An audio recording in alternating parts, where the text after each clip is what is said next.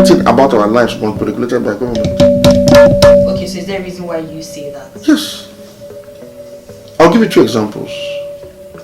The Boko Haram insurgency you see today is as a result of many years of proliferation of divisive, hateful, bitter, spiteful, deadly, dangerous doctrines and ideologies by people who are self-acclaimed religious potentates without the state checking their activities at all. So when you see people trying to put to practice in the war front across the country, it's simply trying to practice what has been preached over time. And it came too late. It was only after the first 10 years of this insurgency that one came to realize that indeed there's need for de-radicalization.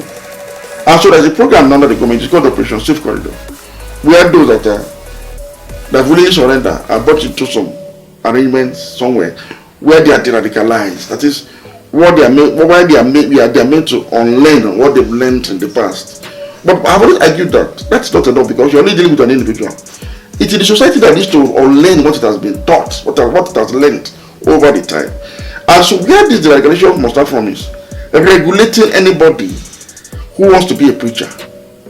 The state must be so in our lives that it has to take charge and control for the common good of everybody how we conduct our life, including your personal lives. But what you do in your home sometimes can be injurious to somebody else's interest. So the state has a function. Religion must be regulated and brought under control. You can't get up as a citizen of Nigeria, preaching within the comfort of Nigeria, and denigrate a fellow citizen based on your religious doctrine. It shouldn't be allowed. It should be a criminal offense. It's something that should be prosecutable by law and severely too.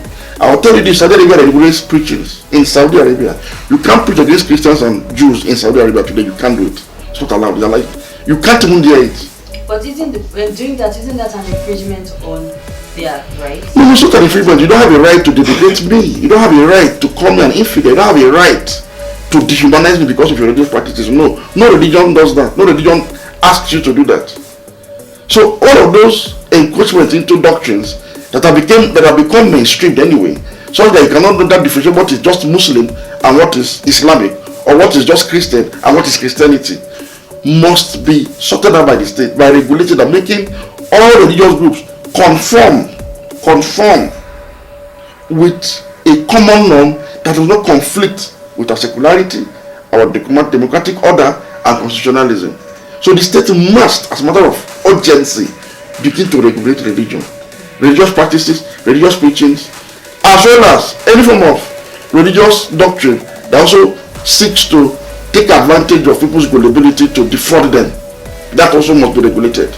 You can't take money from people under the guise of tithing, offerings, and you live a luxurious life. The state must come in to make sure that these monies you are collecting are channeled towards church activities that must be accounted for. Every kobo, including your salary, must be accounted for.